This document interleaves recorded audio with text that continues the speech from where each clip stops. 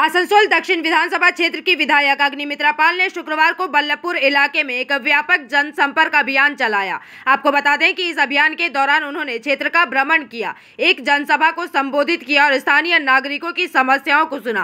कार्यक्रम की शुरुआत श्यामा प्रसाद मुखर्जी की प्रतिमा पर माल्यार्पण के साथ हुई, जिसके बाद उन्होंने स्थानीय लोगों से सीधा संवाद किया। बता दें कि जनसभा को संबोधित करते हुए विधायक पाल ने सत्तारूढ़ तृणमूल कांग्रेस पर जमकर हमला बोला। इसके साथ ही आरोप लगाते हुए उन्होंने अपनी बातें रखी।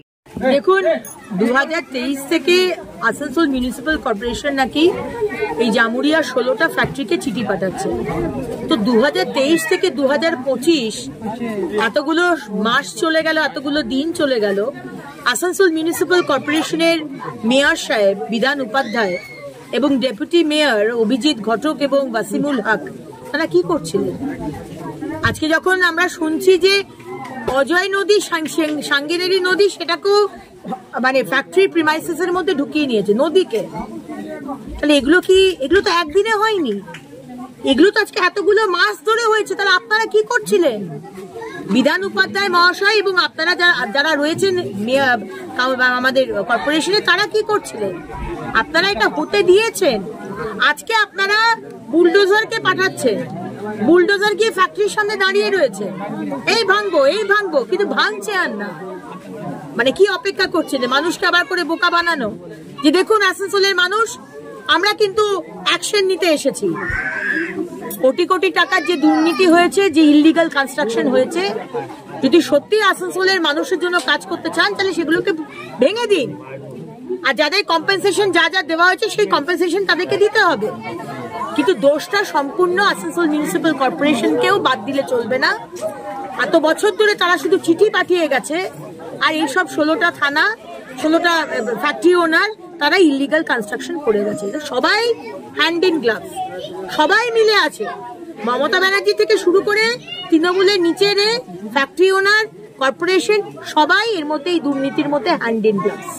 কোনো কিছু হবে? দেখুন, এটা সামনে ইলেকশন, কয়েক মাস বাদেই ইলেকশন। এটা আসানসোল মানুষকে আবার করে বুদ্ধু বানানো, মানে বুড়বাক বানানো, যে দেখো আমি আপনাদের পাশে আছি, আমরা কিন্তু দুর্নীতি বা ইলিগাল কাজকে সমর্থন করি না। কিন্তু তৃণমূল মানেই তো দুর্নীতি, তৃণমূল মানেই তো ইলিগাল কাজ, তো সেটাই তারা করছে। বুলডোজার যাচ্ছে কিন্তু ইললিগাল কনস্ট্রাকশন ভাঙছে না। কেন বলুন তো? ভাঙছে না কেন? কিসের জন্য অপেক্ষা করছে? আবার মানে কিছু ঘুষের টাকা দিয়ে সেটেলমেন্ট হয়ে যাবে সেই কারণে?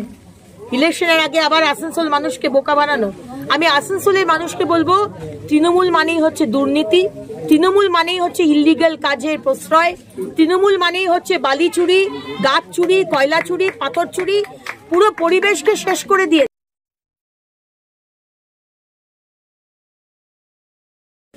দেখুন, পশ্চিমবঙ্গে কারুর কোনো সুরক্ষা নেই, আর মহিলাদের তো সুরক্ষা নেই। আমরা মহিলারা, আমরা হচ্ছে ভোগ্য বস্তু, আমরা খাদ্য বস্তু। আজকে মুখ্যমন্ত্রী আমাদের ধর্ষণ হলে, মহিলাদের ধর্ষণ হলে তার রেট বেঁধে দিয়েছেন। আজকে মুখ্যমন্ত্রী মমতা বন্দ্যোপাধ্যায় একজন মহিলা হয়ে উনি বলছেন যে শরীরে জ্বর জ্বালা থাকে, সেরকম ধর্ষণ। তাহলে এই মুখ্যমন্ত্রী যদি এই ধরনের স্টেটমেন্ট দেন, আজকে ধর্ষিতার পাশে না দাঁড়িয়ে তিনি ধর্ষকের পাশে দাঁড়ান, ধর্ষিতার তিনি ক্যারেক্টার অ্যাসাসিনেশন করেন। তার এই চরিত্র খারাপ ছিল, সে কেন কসবার কলেজে, কসবার যে মেয়েটির ধর্ষণ হলো, কেন সে একা গেছিল, কেন তাকেই ধর্ষণ করা হলো, অন্য কাউকে ধর্ষণ করা হলো না? মেয়েটির পাশে না দাঁড়িয়ে এরা ধর্ষকদের পাশে দাঁড়ায়। সুতরাং এখানে তৃণমূল থাকলে কোনো মহিলা সুরক্ষিত নয়।